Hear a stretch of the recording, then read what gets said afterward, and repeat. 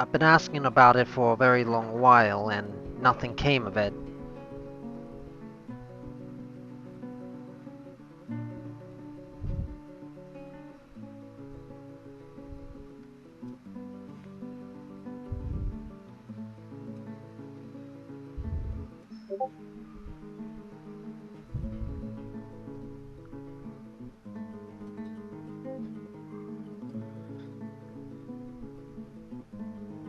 So, any random Khajiit, I imagine.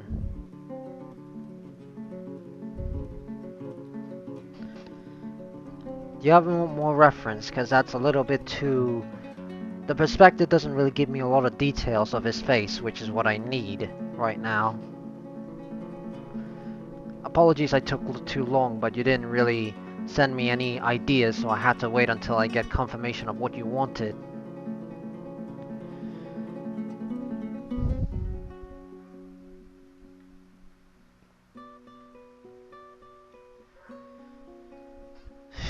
It's too dark.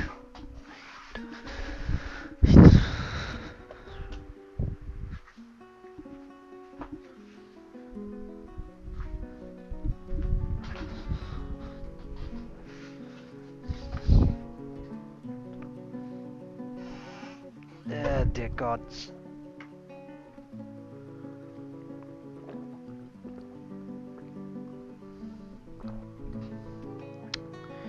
Very well.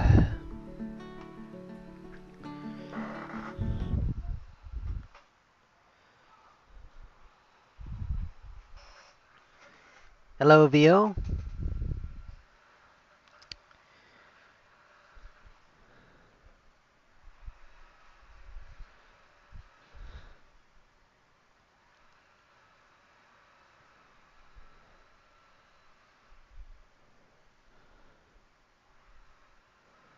Cards you have.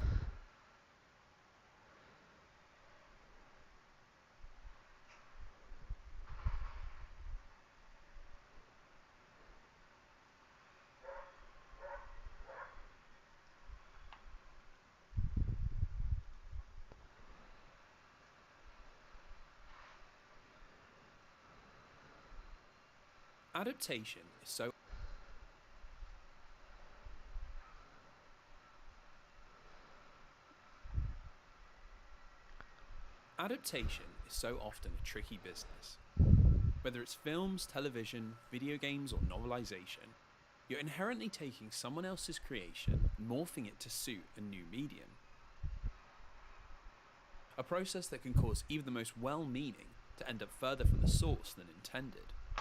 In fact, it's arguable that even the phrase adaptation has become like a dagger in the heart for fans of the original work, terrified that their beloved experience is going to be transformed by the hand of a self-assured director or disrespectful studio.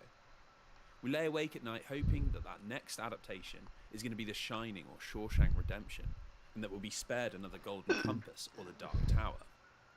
It's something that the author of Lord of the Rings, J.R.R. Tolkien, even all the way back in 1957, was all too aware of. In a letter to a friend, he wrote that he was excited at the idea of seeing his works represented on the big screen, but was terrified of his creation being vulgarized, twisted beyond recognition for mass appeal, an issue that would prove to be a roadblock that would take decades to remove. It led to a world where for the longest time, Lord of the Rings was considered the unadaptable book. Too long to be edited down into a single movie, too dense for moviegoers to have patience with, and owned by an estate terrified of its vision being compromised. Fans would lay awake at night, not fearing what kind of adaptation they'd get, but that one would simply never happen.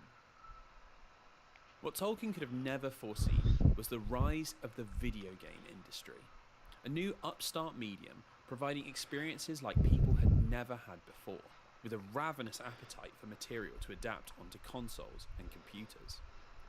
Eventually, the Tolkien estate's resolve would break and a swell of licensed products would build into a tidal wave of a franchise, driven not just by the inevitable films, but by a new generation of video game adaptations.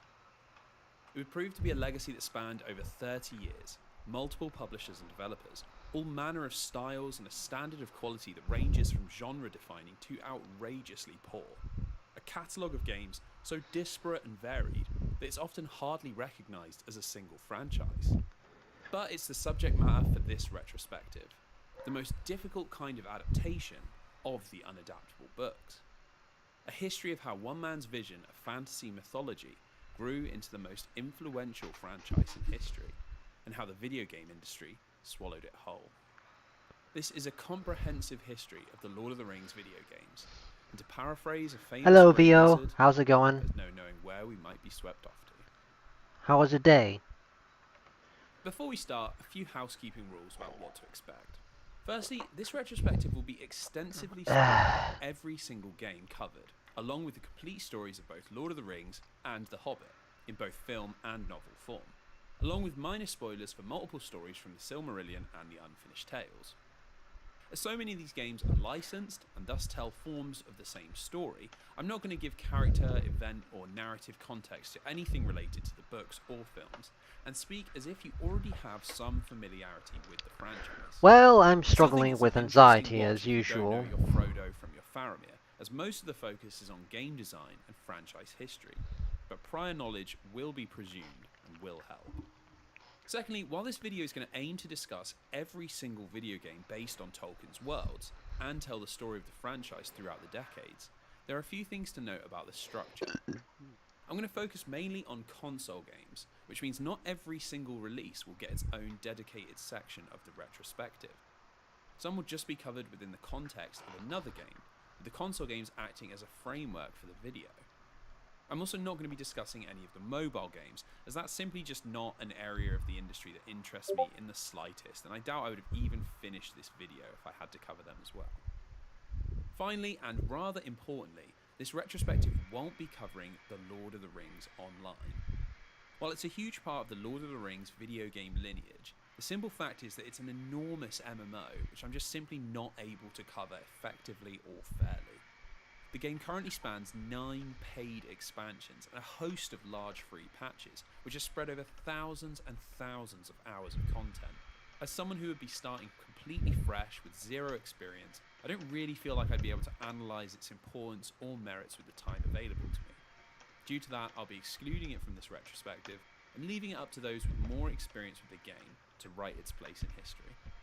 With all that out the way, let's begin the tale of the many attempted adaptations of the great unadaptable story.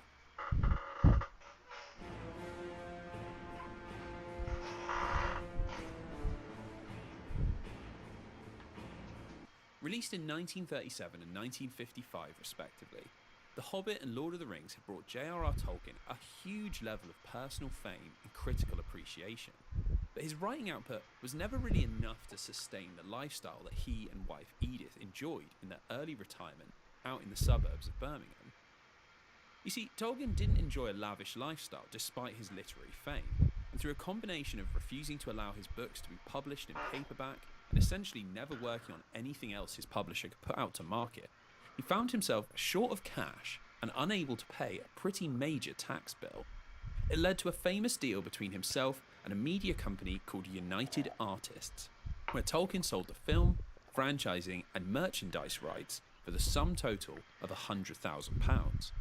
Adjusted for inflation, that's less than £1 million, which given what the franchise would go on to gross, seems like the steal of the century. Well, clearly United Artists didn't see it that way, because after a single failed attempt to produce a movie, they sold the entire license package to the Saul Zaentz Company in 1976. Now, Saul Zaentz was a movie producer first and foremost, who'd shot to fame by making incredible film adaptations of famous novels. His company was responsible for One Flew Over the Cuckoo's Nest, and in the next decade would go on to produce Amadeus and The English Patient, both of which were critical smash hits. The problem was that Lord of the Rings was nothing like these other adaptations, and any movie version would require so much editing and rewriting that it would essentially become an original film. The fantasy genre was something that Saul and his company had virtually no experience in, so they were left with a bit of a problem as to what exactly to do with this license that they'd just acquired. What he settled on was setting up Middle-earth Enterprises, basically a company that existed solely to sub-license out the Lord of the Rings to anyone who had an idea that could make some money. A real Wild West in terms of how they used the IP. It most famously led to the odd animated versions of The Hobbit and Lord of the Rings, both now more known for the memes and not particularly liked by fans or critics. What we're concerned with though is the spread of extremely old school PC games that were signed off on, where Lord of the Rings first dipped its toes into the world not of bad. video games. Not gonna lie. The vast majority of them A were little text-based big, if I'm being adventure games honest. that retold the story of the books while asking you to navigate Middle-earth through the delightfully lo-fi world of text commands. By modern standards, these look absurdly simplistic, but I can sort of imagine a Tolkien superfan being blown away by the relative freedom that these games gave you in 1985. Despite that, none particularly set the world on fire, and almost all were considered relatively average compared to genre classics like Hitchhiker's Guide to the Galaxy or Zorg. I mean, it looks Oddly pretty enough, cool, there I was guess. actually an attempt to bring the story of Just Frodo messing and the around Ring with the onto hats. the darling of early 80s home video gaming, the Atari 2600. Lord of the Rings Journey to Rivendell is a pretty hard game to understand despite the simplicity of 2600 games, as most require a pretty heavy dose of imagination to make sense of their gameplay and graphics. Presumably, I you're need to Frodo take care of my travelling to doggo. Rivendell, Give me a moment. hence the name, which would make sense as you need to avoid what looks like the Nazgul on your journey. Get hit by one of them and you'll be pushed backwards and receive a wound. Get wounded enough times and you'll get a game over, the ring falling into the hands of the Dark Lord. I know it sounds utterly unbelievable, but Journey to Rivendell actually released in 2001. There's absolutely no information as to why, but it was inexplicably cancelled by developer Parker Brothers after it had finished development in 1983.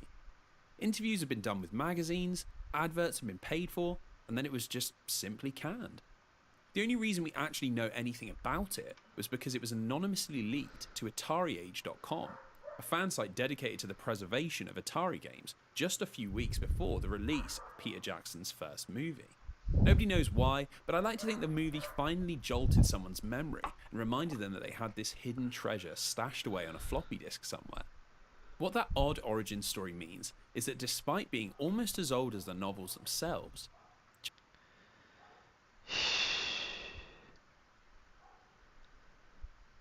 Alright, be right back. I need to get my dog out.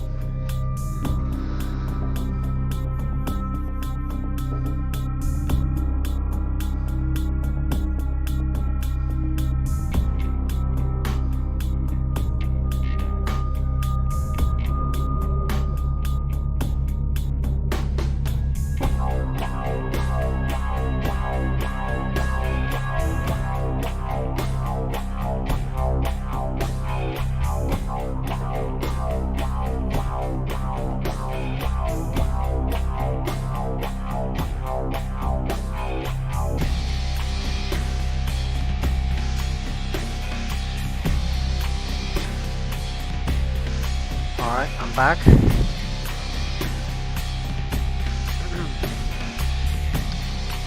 Apologies for that.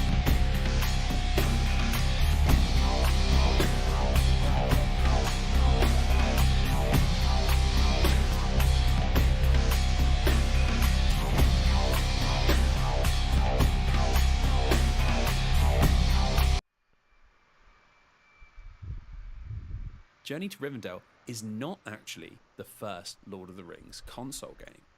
That honour instead goes to the first true game in our retrospective, the inaugural attempt to take Middle-earth from the niche world of MS-DOS development and recreate it in the big leagues of the international home console market.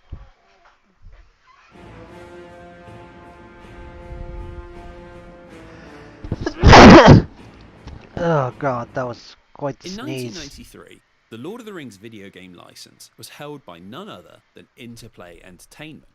That's right, that's the same Interplay that would go on to find critical acclaim with games like Fallout, Heart of Darkness, and Earthworm Jim.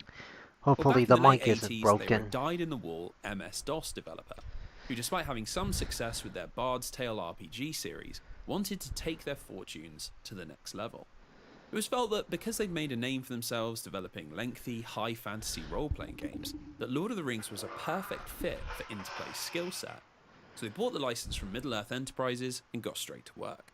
This initially led to the release of 2 PC games, one based on Fellowship and a sequel based on Two Towers, which were both received pretty well and sold a respectable amount considering the niche appeal of PC gaming at the time. The 2 games' positive reception got Interplay thinking, why not try and build on this success and cross over into the much more profitable world of home consoles? The Super Nintendo and Sega Genesis were huge successes, and RPGs couldn't have been more popular, so it was the perfect opportunity to strike into a new market. What followed was the release of J.R.R. Tolkien's The Lord of the Rings Part 1 in 1994 for the Super Nintendo. Interplay was so confident about it that they preempted its success by giving it the Part 1 subtitle, indicating that there would be sequels and this would indeed be a series. Unfortunately, Interplay had one pretty big problem, which prevented Lord of the Rings Part 1 from really taking off like they thought it would, and that was that they were not very good at making console games. The game is a sort of semi-open-ended action RPG in the style of Falcom's Ys games. For those that aren't familiar, it involves real-time combat underpinned by RPG stats. You fight and dodge, and if you do enough of that, you level up and get stronger. You're free to wander towns and dungeons at will, but you always have a quest that you need to complete to get to the next zone or to progress the story. Now, the story itself is loosely based on the Fellowship of the Ring, and I say loosely because, to be frank, the structure of this game and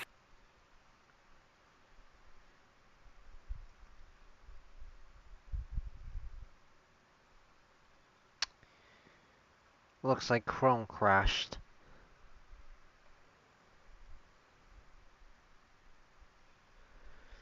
Not to worry, I already have a...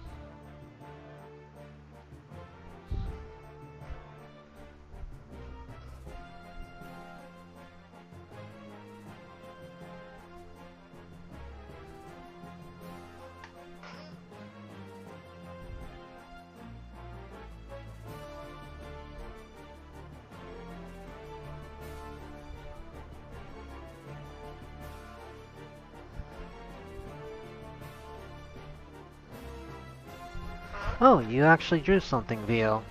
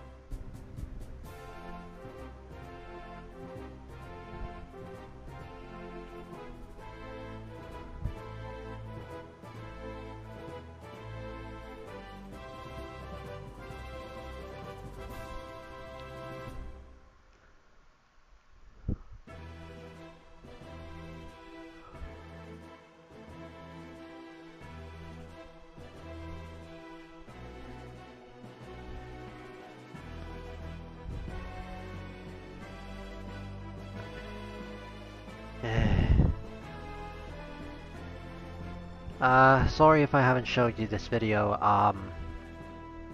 This one means a lot to me, to be honest. The video up here is basically called Mask Off by Lindsay Ellis. I think I may have talked about this before in some of my previous streams, but just to give a long story short, basically there was a bit of a... This is the video that kind of made me want to quit politics altogether, let's just put it that way. And I think it was quite revealing on how cancel culture has been very toxic, and that it wasn't just, you know, Trump supporters being whiny, like I usually thought of it back then. Ugh. It's so stupid. Anyway...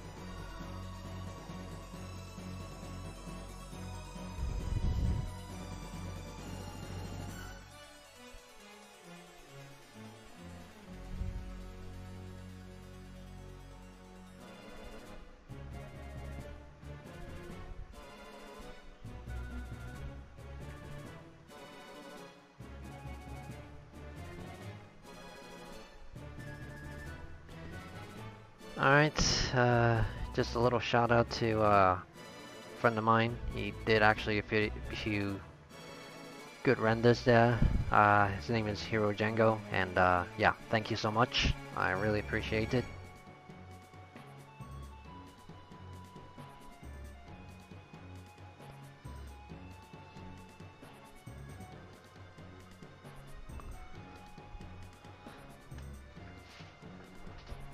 Life was.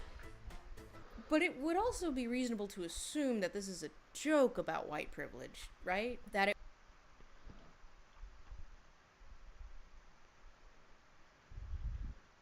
So last week, I was in a restaurant in North Carolina, and we were sitting at the bar, and the owner was sitting right there because they were about to close, and my mother starts talking to her, and somehow or other the owner just looks at me, and she's like, well, what do you do? And, you know, I wasn't about to tell her I'm a YouTuber. So I was like, I'm a writer. I mean, I am, technically. And she's like, well, what do you do? So I told her my name, and she's like, I'm going to Google you. And I was like, okay, but I'm super canceled right now. And she, like, laughed and clearly thought I was kidding. Or maybe didn't know what that meant, or, you know, knew it in some, like, right-wing way. And then she, like, Googled me and, like, started laughing because the first thing in the, you know, like, the questions people ask is, why is Lindsay Ellis canceled? And, I mean, why indeed? But before I get into this, I need to lay some groundwork. Ladies and boomers of the jury, here you go. Canceling is a public shaming of a member of a community for some violation of that community's standards, by other members of that community. But the term actually originated with a 1981 song called Your Love Is Cancelled by the band Chic. The song was inspired by a bad date guitarist Nile Richards went on at the height of the band's success, wherein his date behaved in a way that he felt was presumptuous and unacceptable, which really turned him off.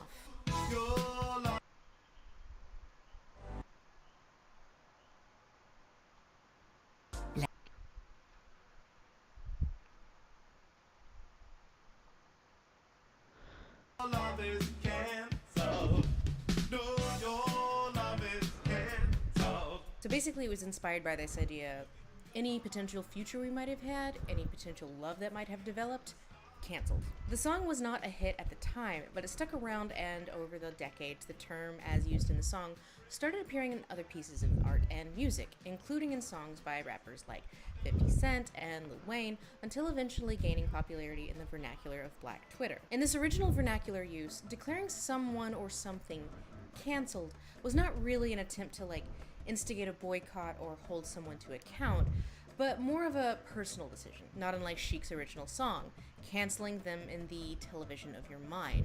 So to cancel someone wasn't a call to deplatform, it was more just saying, you stepped out of line, so I'm done with you.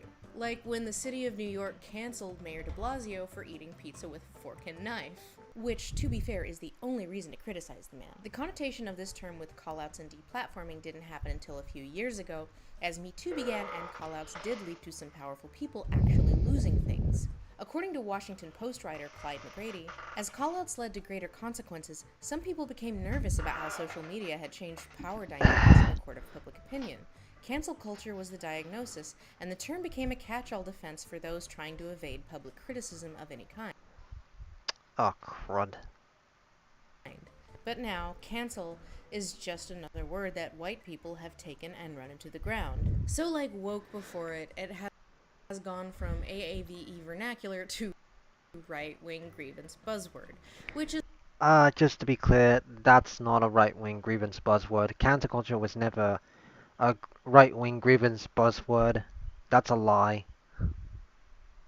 Is more or less where we are today. Pretty quickly, and we are now seeing wokeism and diversity and inclusion. And this is just the cancel culture, and I will tell you, the people at home should be scared because their ball game is next. Their business will be next. If it continues, it won't just be Republicans who get canceled. It won't just be the President of the United States.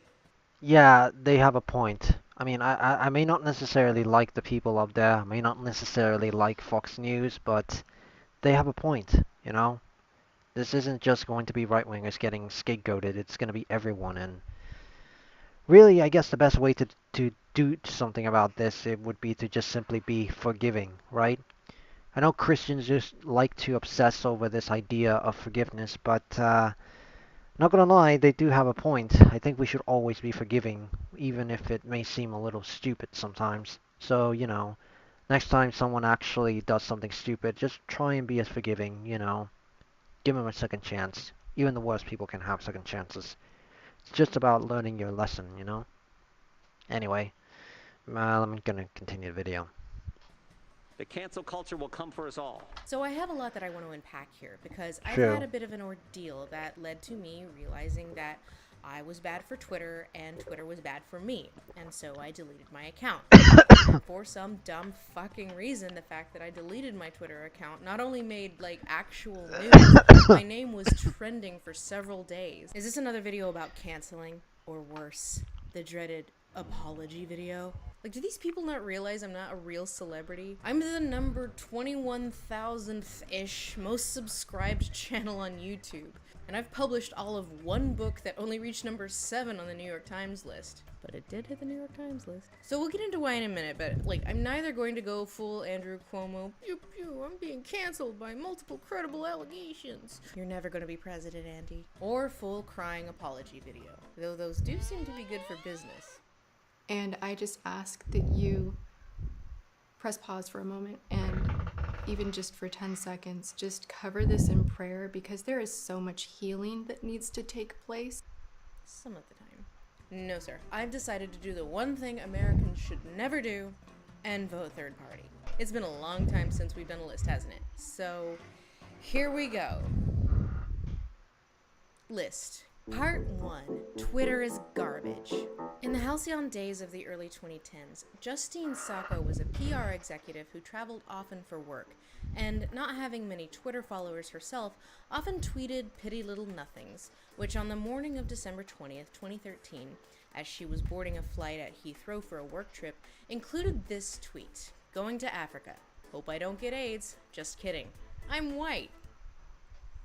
Eesh. Okay, so Yeah. on its face, this is pretty inexcusable.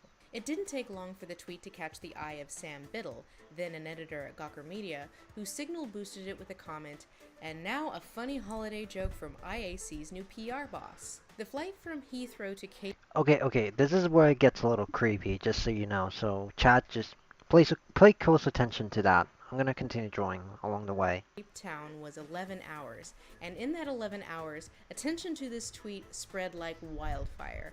Incredulity, horror, disgust, and also very quickly, glee, excitement. Sacco had less than 200 followers, and being on a plane with no internet, didn't know that she was Twitter's villain of the day, nor that she was one of the top trends worldwide. So there was a delicious irony to the fact that this woman had been cancelled and didn't even know it. People had her flight number, tracked it obsessively, were just thrilled with this idea that she was going to land, and realized she had been found out. The hashtag #HasJustineLandedYet also began to trend. Someone even went to the Cape Town airport when she landed, took a picture of her, and shared it with the rest of the world. Ooh. Okay. Chat. Do you think this is not creepy at all? Like, just really. There's a name for this type of person, and it's stalker. Seriously, this kind of thing is not normal. Like, sure, she made a very shitty comment about that's pretty racist, but I don't think that's anywhere near the excuse for being a fucking stalker of all things. So you're basically responding with bad with an actual crime. So make that what you will. A few months later, upon being asked why it appealed to him, Sam Biddle said of the incident, "The fact that she was a PR chief made it delicious. It's satisfying to be able to say, okay, let's make a racist tweet by a senior IAC employee count this time. And it did. I'd do it again."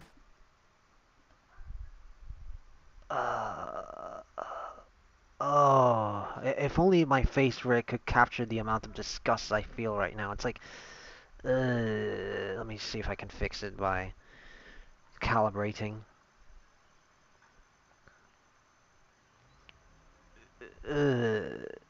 No.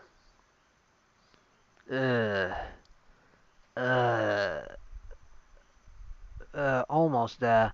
But yeah, I'm genuinely disgusted. Really, this is not this is not normal. Seriously, none of that is normal. Like, this guy is clearly a fucking goblin, and like a classic evil goblin, and he's just simply like delighted to like expose this woman for a seemingly stupid reason. I don't get it. Like, what is up with these types of people? They're creepy. But while people, of course, gleefully obsessed over the tweet, no one seems interested in why she said it or what she meant by it. No matter how you cut it, it's a bad look. It's a flagrant flaunting of privilege. So it's funny that she got fired, and I mean, I'm not gonna... She had it bad for a while. And like, I don't want to speculate on exactly how ruined her life was, but it would also be reasonable to assume that this is a joke about white privilege, right? That it was bad and insensitive and made light of a terrible affliction that still kills thousands of people every day, but that she didn't mean it literally. And at the time, everyone involved seemed to think that of course she deserved to have her life ruined over it, even if they understood it was a joke about white privilege. Justine Sacco's family in South Africa were African National Congress supporters, the party of Nelson Mandela. They were longtime activists for racial equality. So while I can't read her original intent, perhaps she felt worldly enough and enough in the club and enough of an ally that she could comfortably make such a joke, and that it would be understood. White people do this a lot. And I cannot say I am not guilty of this too. A year later, Sacco said to John Ronson, author of So You've Been Publicly Shamed, "To me it was so insane of a comment for anyone to make. I thought there was no way that anyone could possibly think it was literal. Living in America puts us in a bit of a bubble when it comes to what is going on in the third world. I was making fun of that bubble," while also conceding I had no business commenting on the epidemic in such a politically incorrect manner on such a public platform. Biddle got caught up in his own shitstorm when he tweeted the following in 2014. And you'll never guess who was mad on the internet in 2014. Ultimately, Gamergate is reaffirming what we've known to be true for decades. Nerds should be constantly shamed and degraded into submission. Then adding, "Bring back bullying." I was there, man. Bold of you to provoke them like that. Well, you can guess what happened. There was a massive campaign against him, some from obvious bad faith right-wing trolls, but some who seemed to think that he literally was advocating for a return to the 1950s, where dumping books of dorky middle schoolers was de rigueur. Biddle publicly apologized to Sacco on the anniversary of her... Well, it wasn't called... Okay, yeah, this is getting nasty. Honestly, I wanted to see this video mainly because I kind of wanted to remind myself why I was not, like, a part of the left or any sort of activism movement, because it always seems like this type of toxicity always follows, and I think you already got the idea with that little creepy part. Sorry chat, I'm not gonna disturb you anymore with this, but, yeah.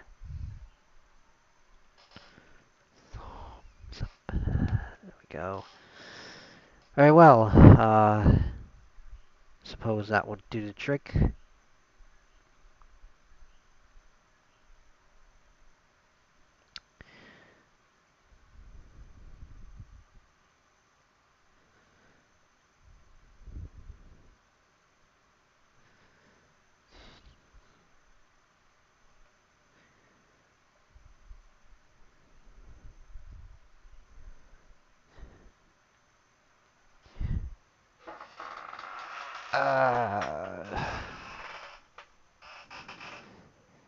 May as well put another interesting book about...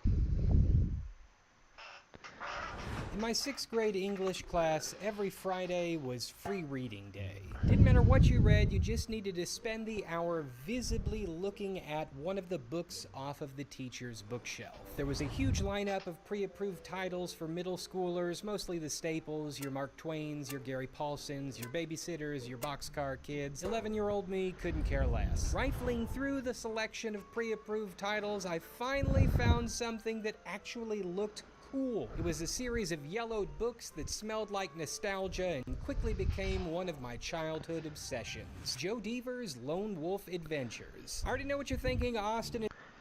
Alright, I'm gonna wear something on this real quick. Let me see if the thingy is right there. Where is it? There we go. Hold on a sec. It's loading. Ah, crap.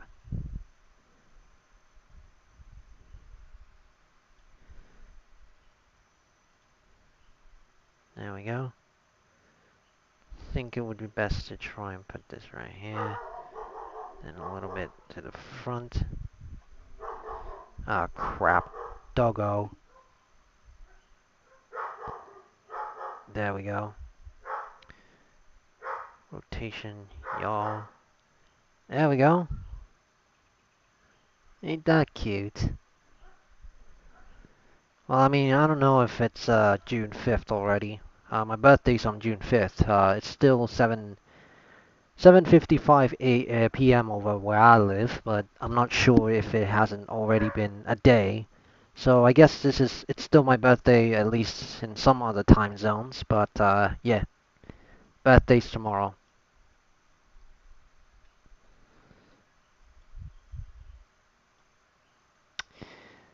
Hold on.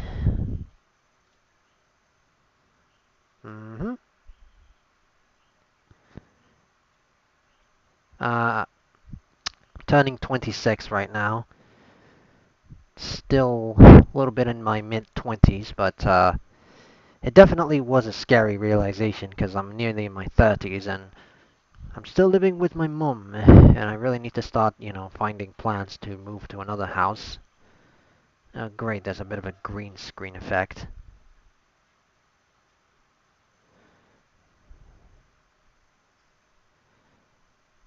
Dear God, birthday hat. Let's see if that might fix it. Don't want any green. I just want something a bit more.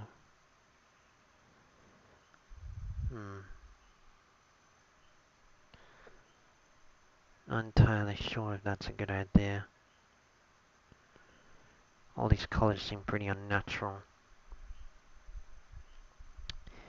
Yeah, look like memes. I'm guessing I'm gonna have to change the...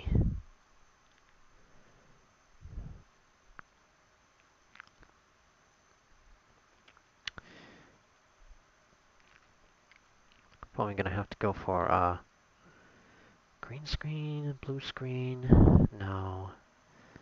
Let's try this one.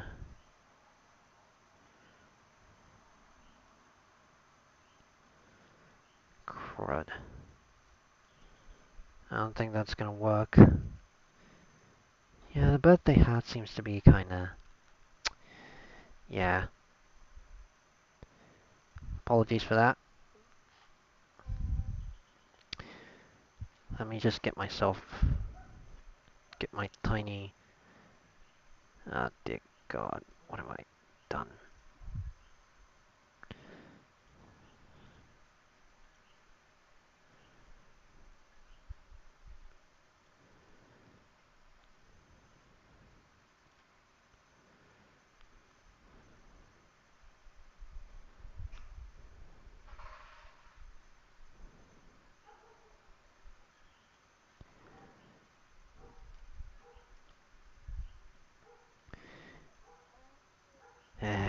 What a mess.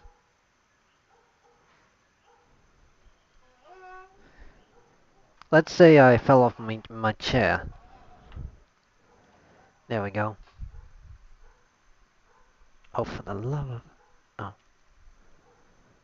There we go.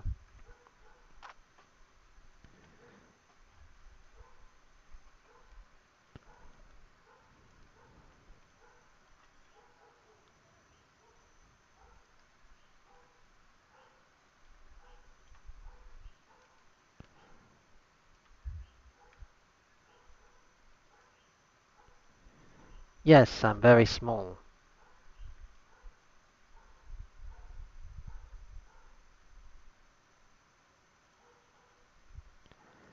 Lighting seems a bit off.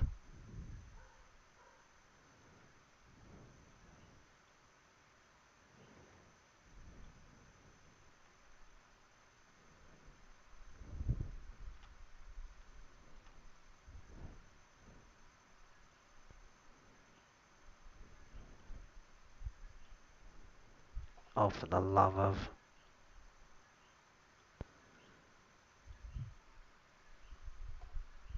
This one seems alright.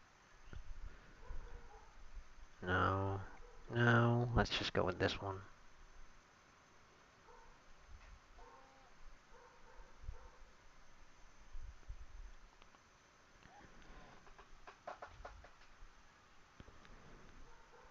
Yeah, I think that should do the trick.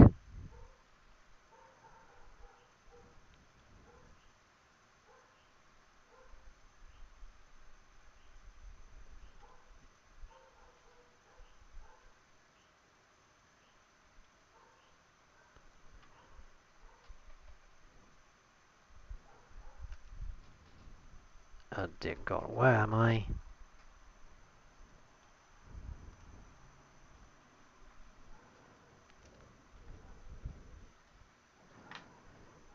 Oh great, I'm lost.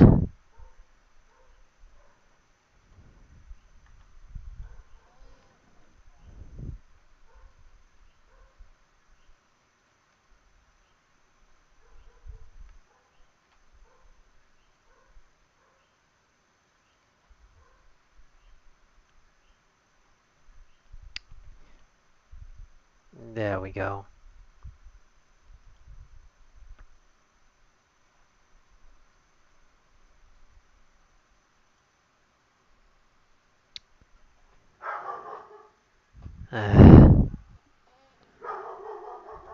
All this for a birthday hat. Is this just going to be a video about some random boomer fantasy novels? No. No it isn't. You see, I opened one up and quickly discovered these weren't long, drawn-out, boring books at all.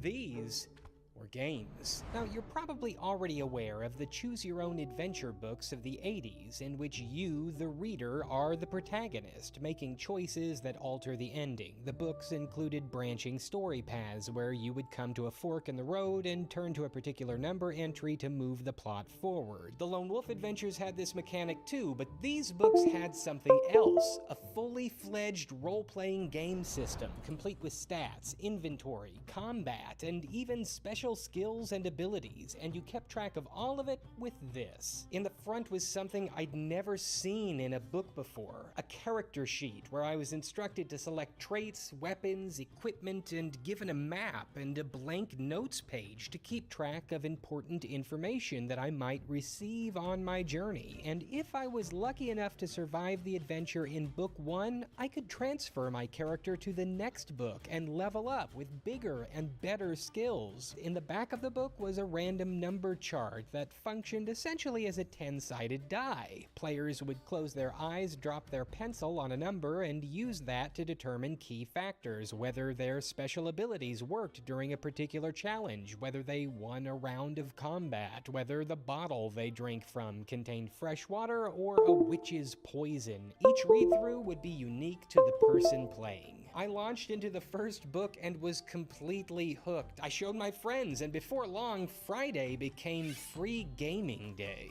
The other guys in class would literally fight to be the first to the bookshelf to grab a Lone Wolf paperback. I soon discovered the series wasn't just limited to the 3 or 4 books on my teacher's shelf, but that there was, in fact, an entire epic catalog of some 28 adventures that had been published, all utilizing the same core game system. An entire grand adventure for my character to journey through. Pretty soon I was begging my parents to order these books. I was flying through them one by one. I couldn't get enough, and by book 7 they started looking at the price tags and said, whoa, we can't just read Hatchet again. So I went to my local library and managed to find a few more adventures, and here's the cool thing. When I opened these library books up, I would find penciled in the character of the previous reader, sometimes with really intricate adventure notes and strategies for how to solve some of the book's more formidable puzzles. Some adventures had me traveling to distant lands to fight evil monsters. In some, I investigated mysterious kingdoms. In some, I was shipwrecked, stranded, and low on supplies. In some, I was flush with cash and strapped with the finest weapons and armor, only to foolishly lose them all from gambling games at local taverns. I faced wild beasts and wicked demons. I rescued captives and discovered long-lost treasures. I explored a massive world, all the while leveling up and becoming a stronger and wiser warrior. I learned special abilities in one book that aided me 5 books later, and I also made mistakes that cost me dearly, like getting frostbite in the caverns of Kaltei and permanently lowering my combat abilities. Each new adventure taught new life lessons and transported me to a world deeper than any movie could provide. Man, I miss that. Lone Wolf might not have been the first series of game books, but to me, they were the best. Set in the fictional world of Magnamund, the reader plays the role of the last surviving student of the Kai Lords, an order of warrior monks that defend against the forces of evil, sort of like medieval Jedi Knights. Your grand journey begins with the destruction of the Kai Monastery by the Dark Lords, which you have inadvertently avoided while out gathering firewood. The lowest and least disciplined of the Kai, you then set out from the monastery's ruins on a race to the capital city to warn the king of the coming invasion. As you find your way through various adventures, the Lone Wolf becomes stronger and stronger, eventually growing into a legend among the people of Magnamund. Originally starting publication in 1984, the books were filled with incredibly detailed and eye-catching artwork from illustrator Gary Chalk and were a hit right out of the gate, with the first book, Flight from the Dark, selling over 100,000 copies in the very first month it was out. Somehow, the series found its way into my hands at the turn of the millennium. As I grew up and my interest shifted, most of my old collection of Lone Wolf books faded from my life. But I've still kept a couple around for old time's sake, and for years now, I've been wanting to sit down and revisit this series. I knew that the books had started going through modern reprints, and I even had hopes that I could maybe track down Joe Dever and interview him about his life as an author and game designer, but I kept putting it on the back burner. Things just kept getting in the way, and a couple of months ago, I finally had some time in my calendar to do a deep dive. I was finally going to make some calls, and I discovered I waited too long. Joe Dever died unexpectedly in November of 2016. Can you tell me, what was your relationship with him like? I mean, like anyone's with their parents, right? Like, very complicated. He wasn't around much when I was very young, which led to some resentment. But yeah, I mean, like, you know, boys and their dads, it's always just, from my observations, it's always kind of a weird relationship. So it's this kind of clash of generations for sure, especially as I wasn't really into gaming or Lone Wolf. You know, I did ask him once, did it bother you that I was never a fan of your work? And he just kind of brushed it off and was like, oh, well, you were just never a gamer. You know, you never got it. You didn't get it. You didn't get how good it was, kind of thing. Well, I guess I'll just straight up ask. I've kind of been tiptoeing around it because I don't really know how much should remain in the private sphere and how much you would like to go into publicly. What happened with Joe? I'm happy to tell you it was something called chromosome translocation, which is a very rare mutation where two of your chromosomes split in half and two of them end up on the top or the bottom of two others, which can cause all kinds of results from that. But his was kidney cancer. He went into hospital with a kidney stone, and they did a scan and discovered that both his kidneys were full of cancer. So then he was given 6 months to live, but he held out for 10 years. I mean, he was just in incredible spirits the whole time. I was just so proud of him for being so brave. I had no idea at all. Is this something that he had talked about publicly? Is it something that you kind of kept within the family? I don't even know. I knew. It was a very small handful of people that knew. Joe tended to be really private about the actual details. He didn't talk about it much. I mean, I don't think he wanted to think about it, to be honest. We talked a lot about his plans to come back in with book 29. And as he started to get more and more ill, we'd talk a little less because it was really hard for him to maintain contact. All the going into the medical trials and dealing with the new drugs. When I was going through tough times in my life, he was always there. I was surprised at how supportive he could be. One of the few things that he actually asked was that when it came time, that I would support Ben in whatever he needed. And that was an easy promise for me to make. He's just such a complicated figure, to me at least. It's funny, like I've gotten to appreciate a side of my dad that I didn't really know while he was alive, which has a kind of, it's a bit bittersweet because I can't talk to him about it. But it's given me a much broader appreciation of him as a person. It's funny that, the best time in our whole relationship was the last 2 weeks of his life because, nothing but love, really. I learned that in the months leading up to his death, Dever had actually been working on a final set of Lone Wolf adventure books, and was faithfully writing and developing them even in his last days. While the Lone Wolf series had been out of print in the 90s, in the late 2000s and early 10s, the series saw a bit of a resurgence due to reprints, spin-off titles, and video game adaptations. He had this great plan for the last 5 years of this series, and then he had plans for a whole new series which he was going to call Vampirium, which was a kind of gothic vampire series. Joe Deaver left a profound impact on the world of gaming and in the hearts and minds of readers everywhere. And while I was truly sad to learn of his passing, I was thrilled to learn that his son, along with Magnamund lore expert Vincent Lazzari, are working to continue Joe's legacy and finish the series. It's, you know, it's your dad's dying wish. You don't want to mess it up. It's quite a big responsibility, especially when it's the last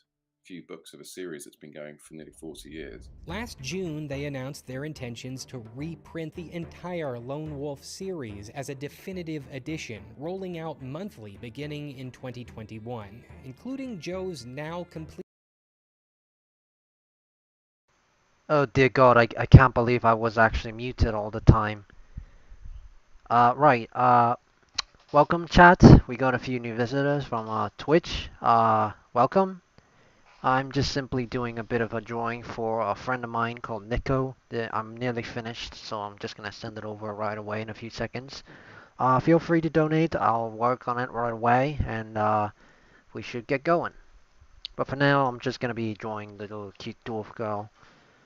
Anyway, that should do the trick for the most part. You know, I should probably look around for that skooma. Wow, that's a little bit too on the low things, right?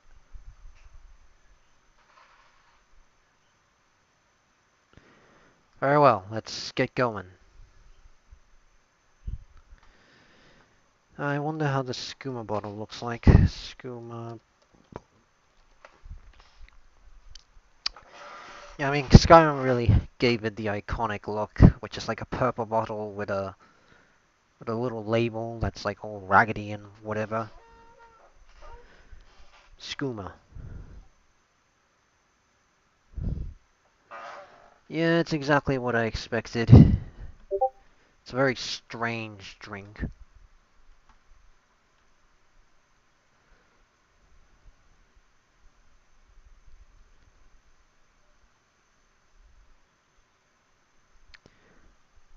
Wait a minute. Theo, and he's talking to me on Discord. Uh, Theo, are are you drawing that girl from Pokemon? The prehistoric girl from Pokemon, I think it was Pokemon Scarlet and Violet. Yeah, it's from Pokemon Scarlet.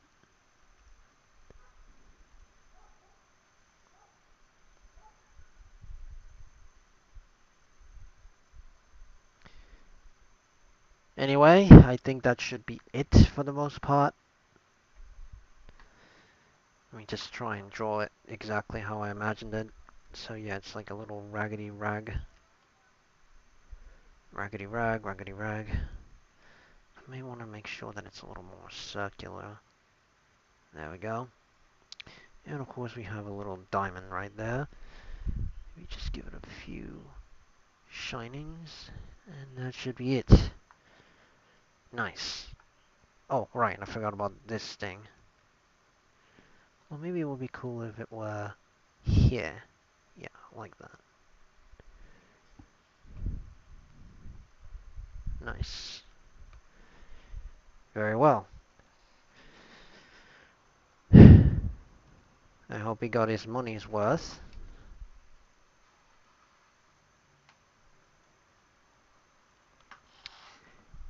Uh, Vio, I'm talking about the new trainer, the new professors from Pokemon, the new Pokemon games. It's Scarlet and Violet.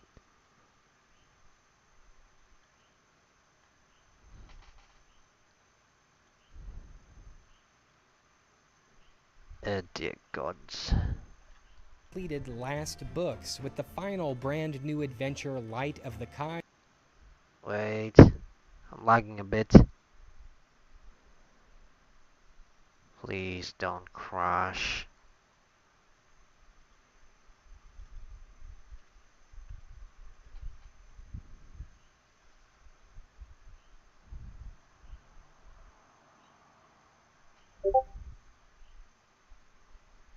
I'm crashing really hard there.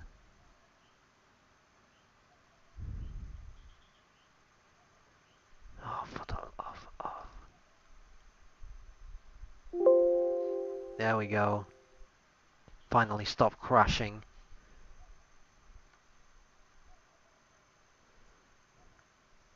Releasing in 2023.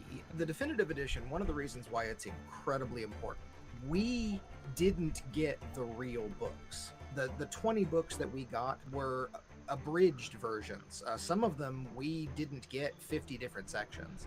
We never actually got the full books. The great thing about the definitive edition is that it's going to be the books as they were intended for the very first time. That's the main job for me, is to get the whole series out in a consistent format. You know, it's very rare that you have a life's work like this. This reprint is a very big deal for Lone Wolf diehards and potential new readers too, because many of the original published books, they're actually incredibly rare and list for hundreds of dollars, even in less than stellar condition. I can't wait to see how these new re-releases will look and feel in your hands. If you want to jump into these adventures for yourself, pre-orders for this definitive edition are available now on the official website. I'll put a link in the description for anyone interested. Thanks to Ben and August for sitting down and talking with me. Thanks to Joe Deaver for very cleverly getting me to fall in love with reading all those years ago. Thank you to everyone at Home Guard Press for getting Lone Wolf back on shelves. And if you are wanting to jump into an interactive fantasy adventure that doesn't require high-speed internet or the latest graphics card, but will keep you entertained for hours, give an old school hit a try. Special thanks to Squarespace for sponsoring this video. If you have an idea for a website, they can help make it a reality. The process is simple. Start by choosing from one of their many stunning templates and then customize it to your specific needs. They've got great features like audio and video blocks so that you can get a podcast or video series. Alright, not gonna lie, I actually had a lot of fun making this stream. I'm actually quite glad to have done what I've done here. The dwarf drawing was actually pretty fun, and I had some pretty good chats with all of you. So once again, thank you chat for being here. My life's actually getting better now that I've already gotten on stream, because at least I have something to work towards. And Animaze is surprisingly a pretty miraculous program, because it can actually run on a bloody toaster without crashing. It's not really something I could say about Live 2D, which is ironic considering that 2D images tend to not take as much. Give me a moment. Right. So, like I said, it's ironic because usually 3D tends to take a lot more processing power, but Animaze was able to run just fine. And all I needed to do was just sort of find a few hacks to make the VRAM work on my computer, and I'm actually running this pretty nicely. I mean, my computer still has its limits though. I could use a little more RAM, but still, it's a surprisingly decent addition for, you know, I'm actually doing pretty well, that's basically what I'm saying. Anyway, let's see what's going on here. Anyway, Vio, thank you for chatting with me.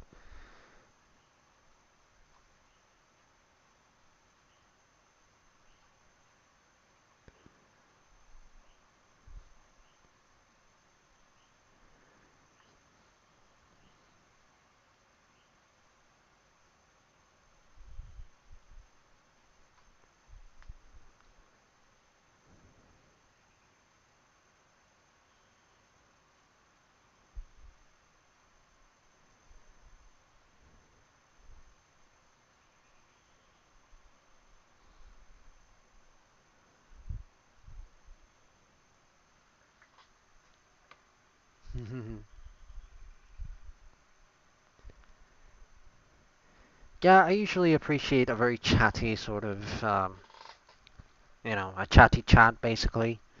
Gives me a lot of interactions, a lot of distractions, and I guess you could say a lot of that dopamine Gen Z likes to call it. But honestly, I find it very strange that that a lot of young people now are just calling joy dopamine, like it's some kind of drug. I mean, it just feels very nihilistic in my opinion, to be honest. I feel like it's better just to call it for what it actually is, and that's just joy, right? It's an emotion. It's not just a chemical going through your fucking veins. I mean, it's not cocaine.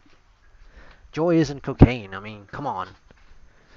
But I guess it says more about the people, more about the person than it actually says about joy itself, you know? Because I'm guessing the people who call joy dopamine is just the people who probably may have gotten a little bit naughty with the syringe, if you got my drift.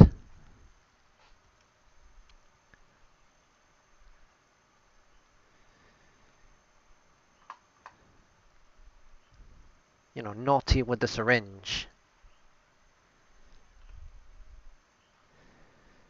And if you don't get that, I'm guessing I'm gonna have to put a few emotes here just to, you know, nail the point home.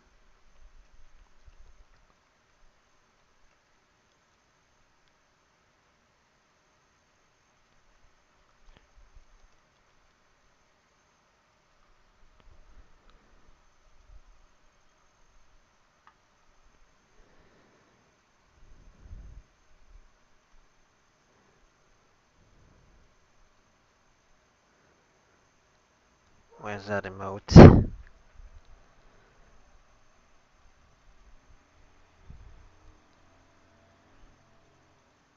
Oh, for the love of...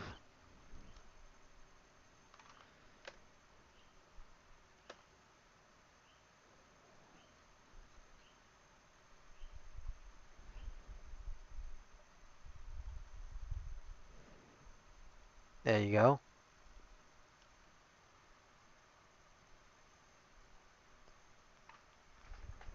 That sort of thing.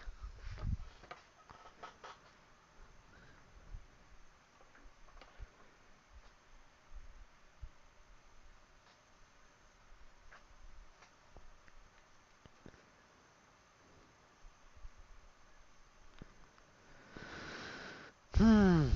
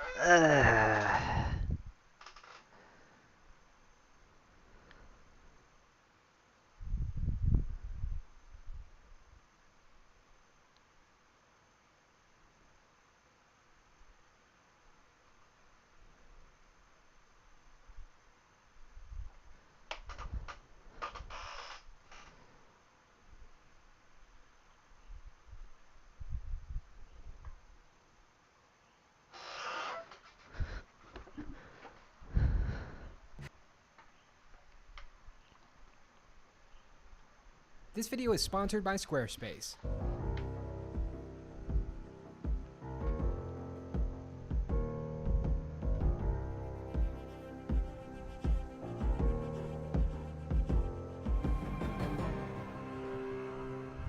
The year was 1997. Second grader Austin McConnell had just finished watching the special edition of Return of the Jedi in theaters and was eager to continue the Star Wars saga. Searching deep within the heart of his elementary school library for continued adventures, he discovered a book that would alter the course of his destiny forever. A thin paperback book, the first in a series intended for young readers, bearing the ominous title The Glove of Darth Vader. This is that story. It's a doozy.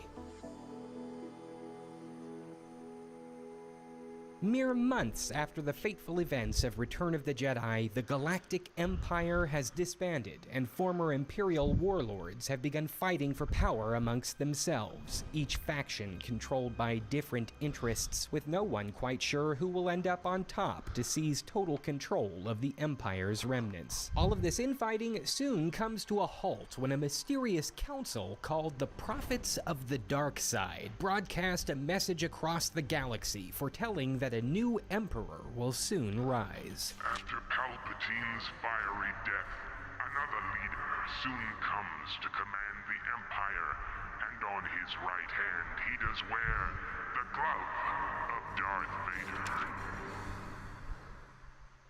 Spooky. On the fourth moon of the planet Yavin, in a small robot repair shop, protocol droid C-3PO and his astromech counterpart R2-D2 prep for an undercover mission.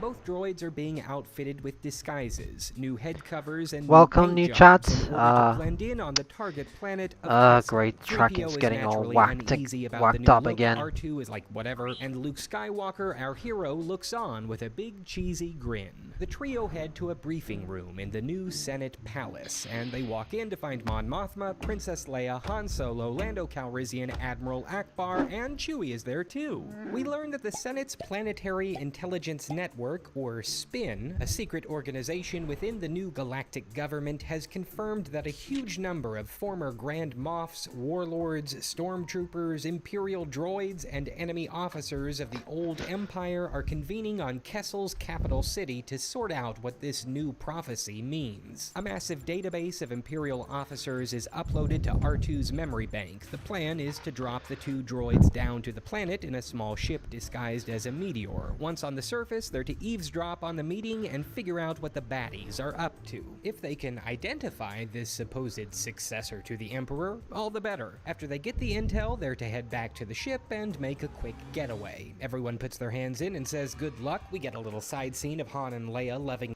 Alright, I'm gonna have to skip on this video because I'm actually drawing something related to Elden Ring. I'm gonna have to, by the way, I'm gonna spoil a lot of Elden Ring lore because kind of want to get the vibe. How long is this video? Half an hour. Of course it's half an hour. There's even one for like an hour. I mean, there's a version from IGN. I'm not really sure if I really want to see that. I mean, it's a little shorter. It's usually only 10 minutes. Let's just start with that one. Don't even know anything about Elden Ring. Alright, I'll send you the drawing right away. Although still filled with From Software's idiosyncratic dialogue and coded messages, Elden Ring's world and backstory are a bit more transparent than other Souls games. NPCs are generally more forthcoming with exposition, items will tell you where they came from and what they're used for, and you can even ask Gideon, at one of your safe areas, the Round Table Hold, what all the story bosses are doing. What remains relatively obtuse is the heart of the game itself. What is the Elden Ring?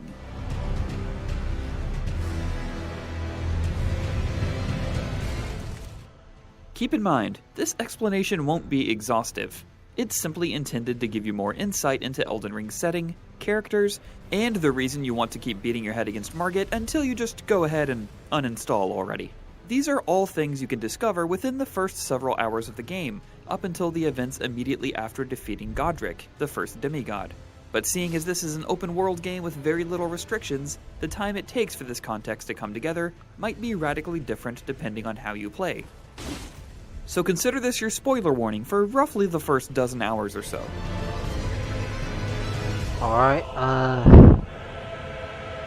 just looking for the... Elden Ring's setting, the Lands Between, wasn't always the desolate, miserable place we know it to be today. It was once a land of peace and prosperity, guided by the power of the Elden Ring, at the foot of the giant glowing Erd Tree in the Lands Between's capital city of Leyndell. The Erd Tree is similar to important trees in other mythologies, such as... Wait. Let's see. So consider this your spoiler warning.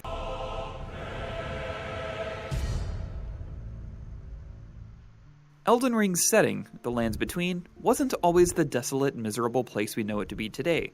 It was once a land of peace and prosperity, guided by the power of the Elden Ring, at the foot of the giant glowing Erd Tree in the Lands Between's capital city of Leyndell.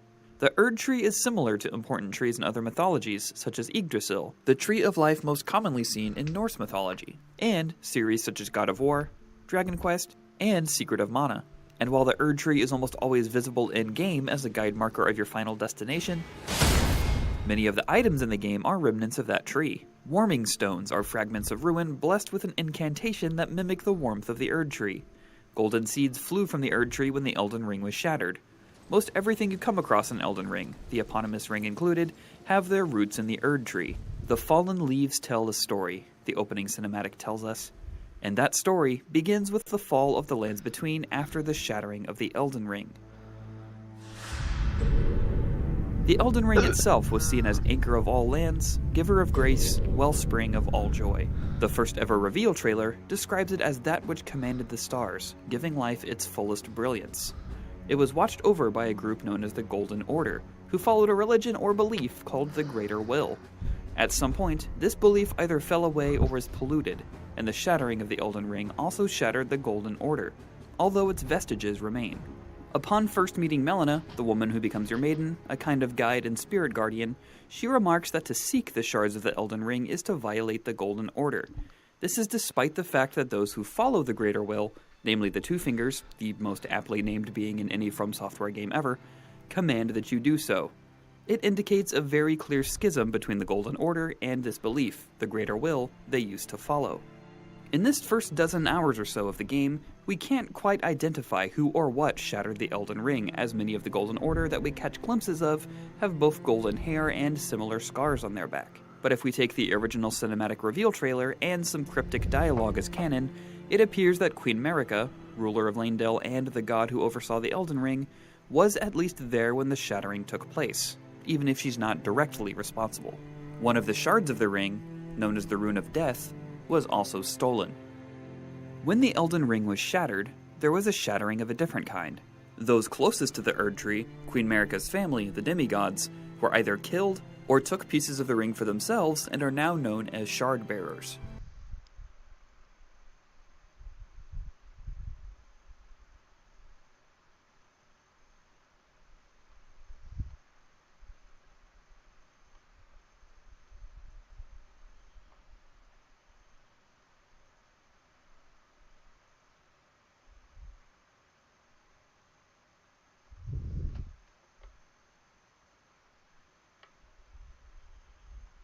These shards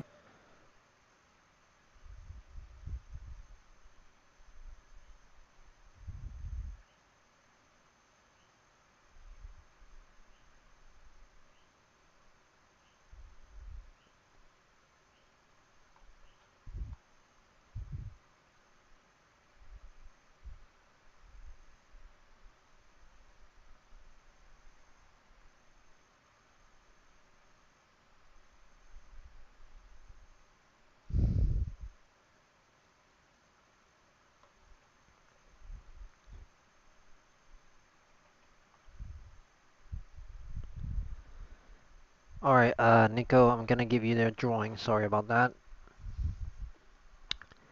I almost had a bit of a panic attack, so I just had to, like, think my way out of it. I know I wasn't doing much, but it was like, I guess you could say an internal panic attack.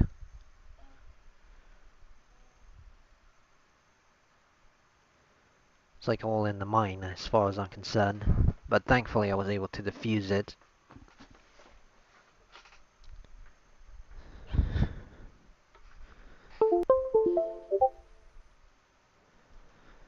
Alright.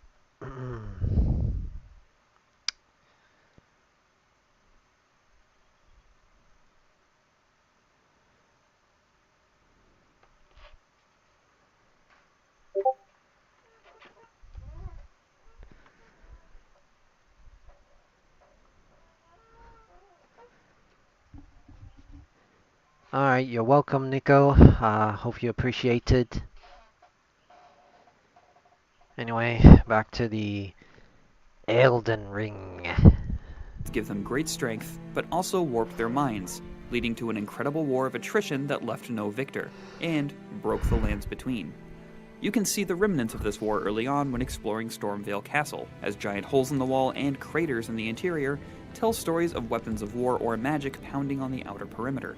The shattering also saw the disappearance of Queen Marika, the Greater Will supposedly abandoning all people, and the destruction of the Golden Order as it was known.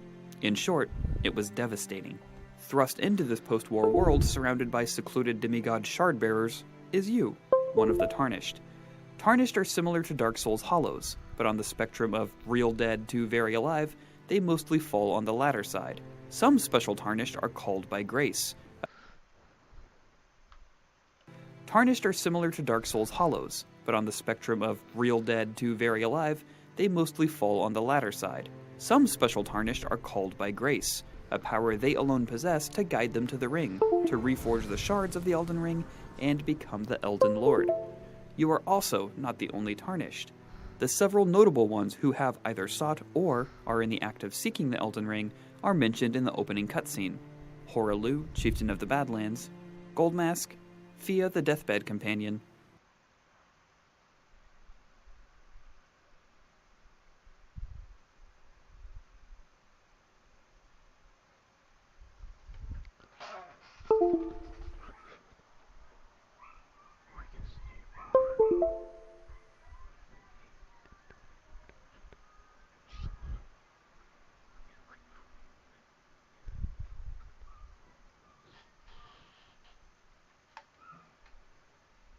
Sir Gideon. Hold on. I think I might want to check on my dog. She seems to be barking at something. Wish me luck. Wish me luck. Just just gonna go to make my avatar go to sleep, which is just gonna look like I'm gonna go to sleep. I shouldn't call myself my avatar. It's kind of weird. Anyway.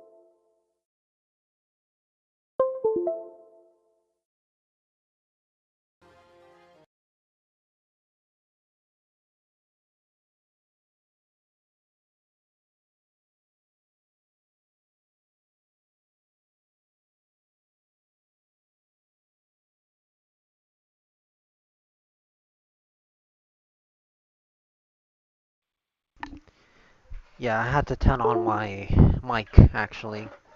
My headphones are surprisingly versatile, considering that you could actually just turn off the mic on purpose. It's pretty good, not gonna lie. Ofnir, the All-Knowing, and of course, everyone's favorite party animal, the Dung Eater. What great company you keep.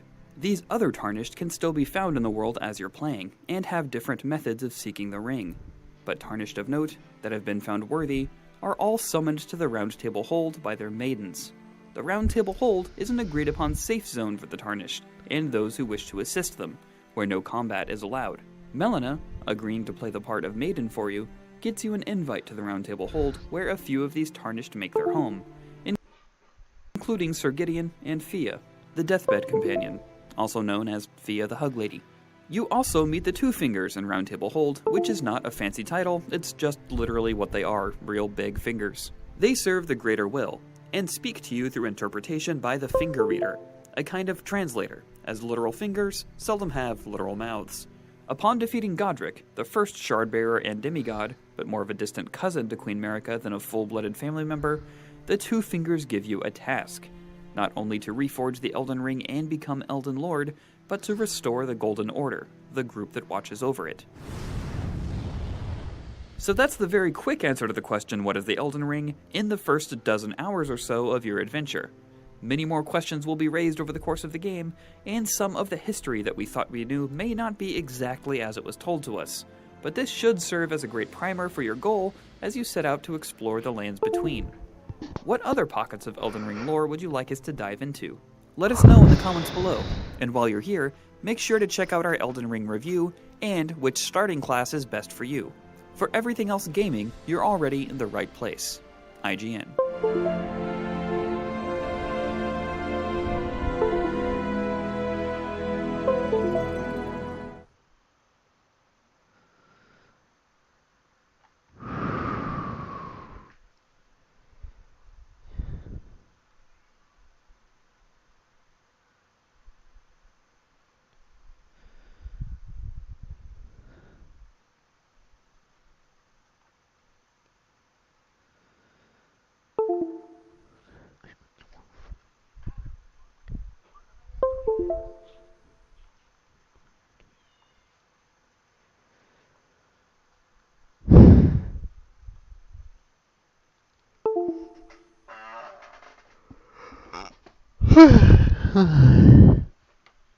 Honestly, I love animes, to be honest. Feels like it might move. What does it do? It doesn't do anything, they're just gummy. Oh, they are kind of like gummy little feet. Oh, do they come down? Like, please tell me they come down. They kind of do come down. Okay. Yeah. Yeah, okay, this is awkward. Still. Yeah, similar to those. I'm just gonna mute it for now. Anyway, back to Elden Ring. Apologies, I was just, had a bit of a gender dysphoria there, and, I was just sort of reeling a bit. Oh, dear gods. I guess I'll just have to write my own signature here. See if I can write the rune of myself. And there goes the tracking.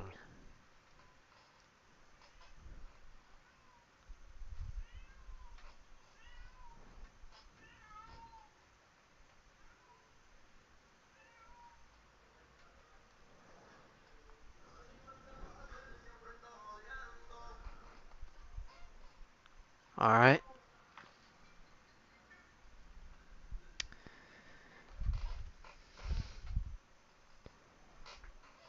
Alright, I think I know how to write this. Should probably, it's something like this. Oopsies.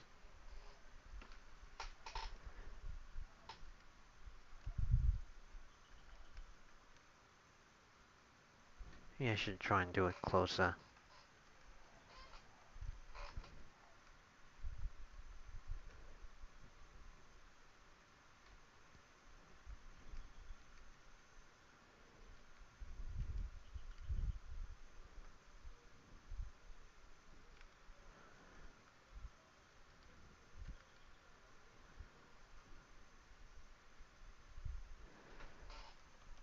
And that's my name, I guess.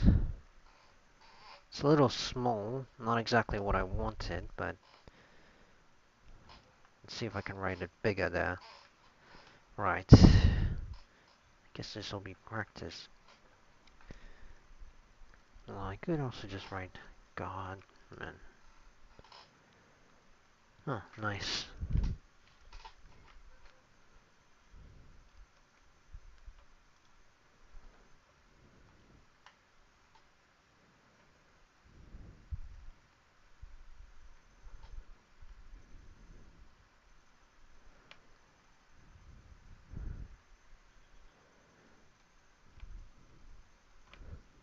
Alright.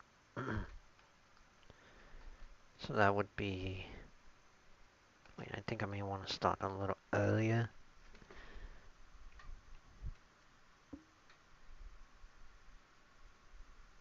I always seem to get it wrong. Anyway, let's put some music. Ugh.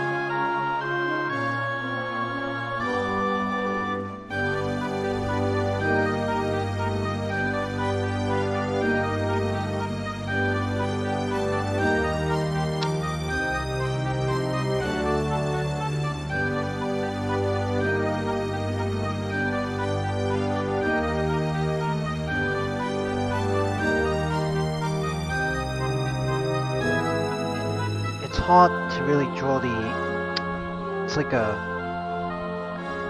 Trying to draw like a new rune here, but it doesn't seem to work as I...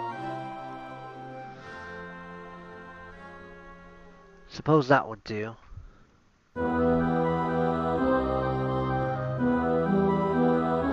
Okay, this one's particularly hard.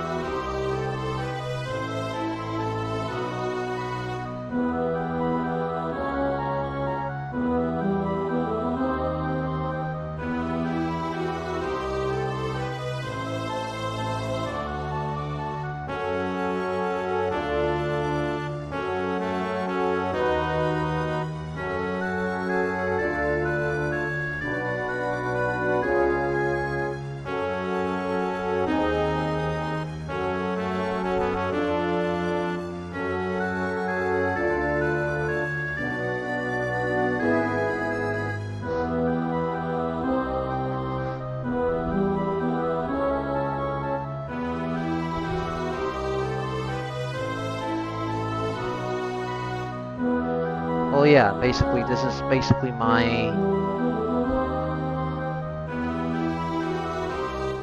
This is basically my name in, like, Elder Futhark, which is basically like, Old Norse, basically. If you're starting to think about magic spells or something, that's probably because a lot of RPGs took inspiration from that, so... Yeah, a lot of games took that idea of just implanting runes into that. Though my writing is a bit off, but I'm gonna leave it as is because, you know, first time. Also, these are magic, so rather not touch them.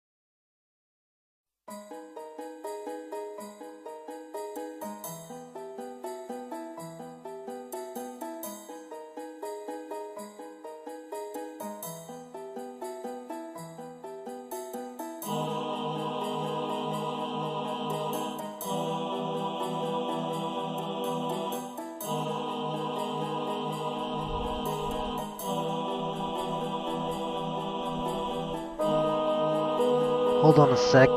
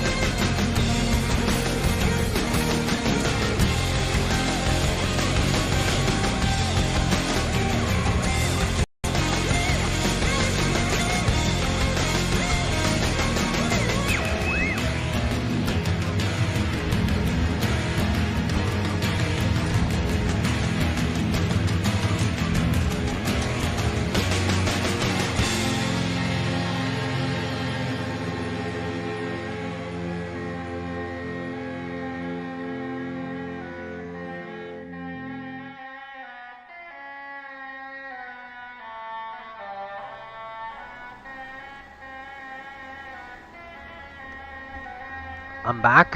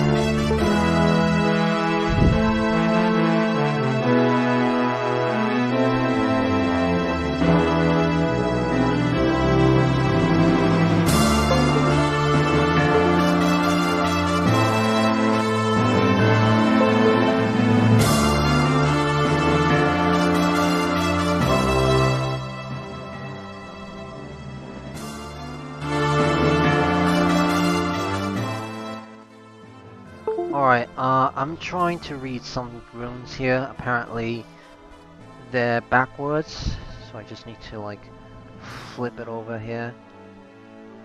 There we go. I don't know if they're actually real runes or not. I mean, this is clearly a letter from,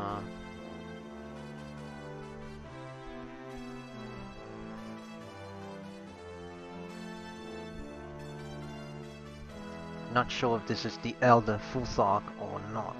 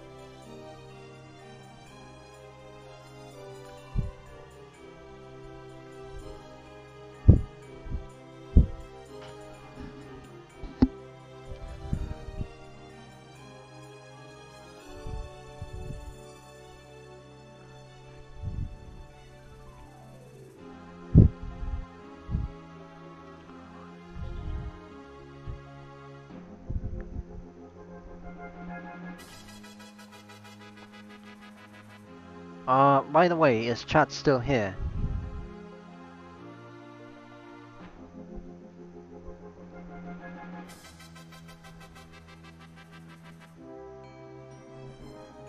Huh.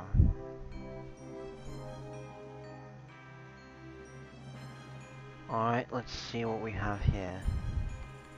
Seems to be some form of curse of Futhog here. Right, let's see what we have. It's elder, younger. It's the first letter, let's see what it is.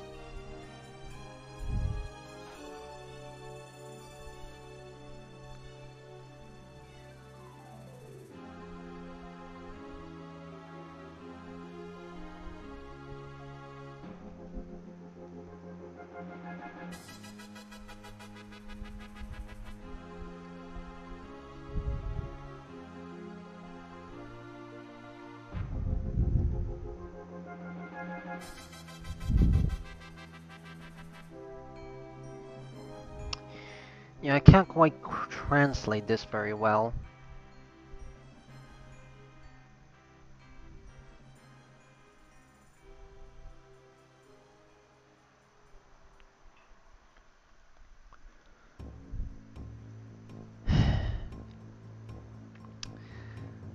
By the way, this one's from a page from a book called the Lone Wolf series. It's like an RPG, choose your own adventure with a little more detail. So that's why I'm like interested in deciphering this.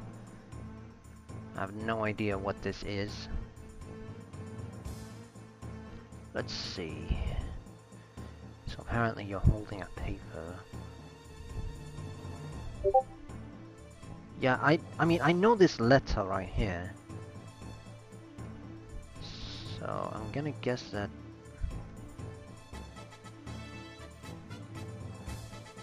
I know this is Futhark. Definitely has some letters I recognize. So the first letter here that I'm trying to look at here is some kind of F, but it's usually backwards. So I'm just gonna have to assume, at least for the most part. Alright. So that would be A. Alright. Second letter seems to be some kind of E, but downwards. Let's see what we have here. Da da da da da. Only this one. F? Probably?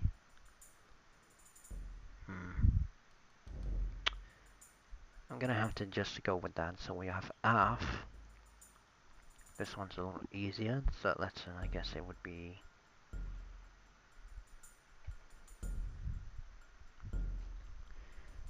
F.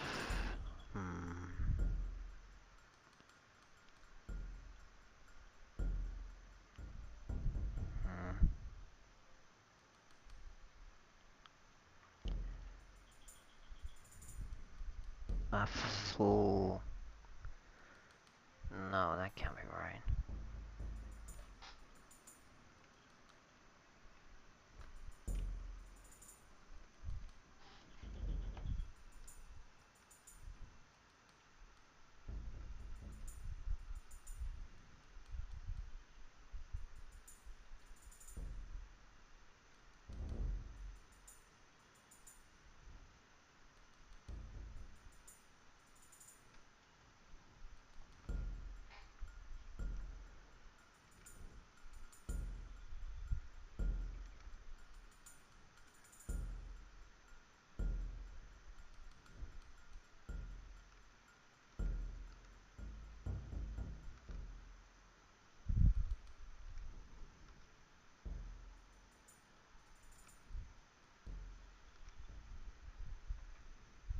It's like a T.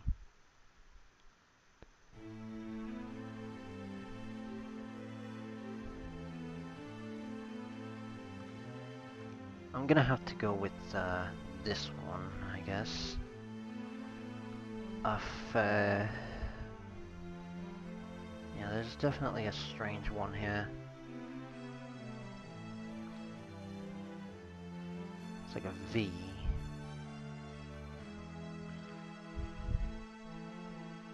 Gonna guess that it's this one. Afad.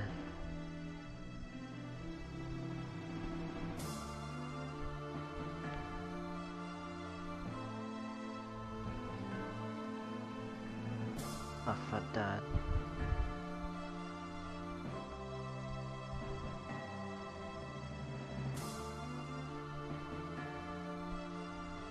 I'm not really getting any solid words here. Afadi.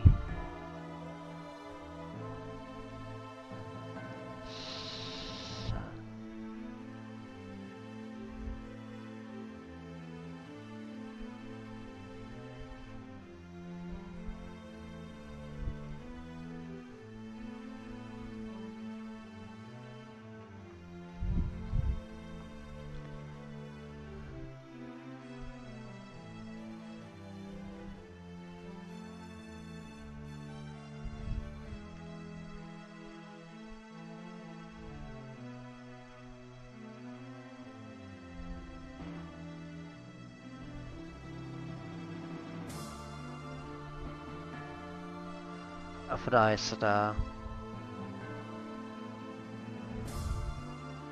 Yeah, I really can't do much with this. Oh well, I guess that'll be a mystery for now.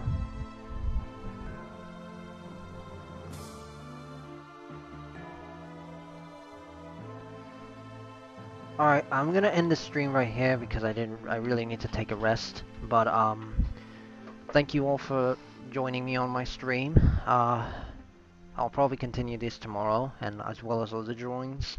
But for now, I'm struggling to even make something, so I really need to get myself some rest.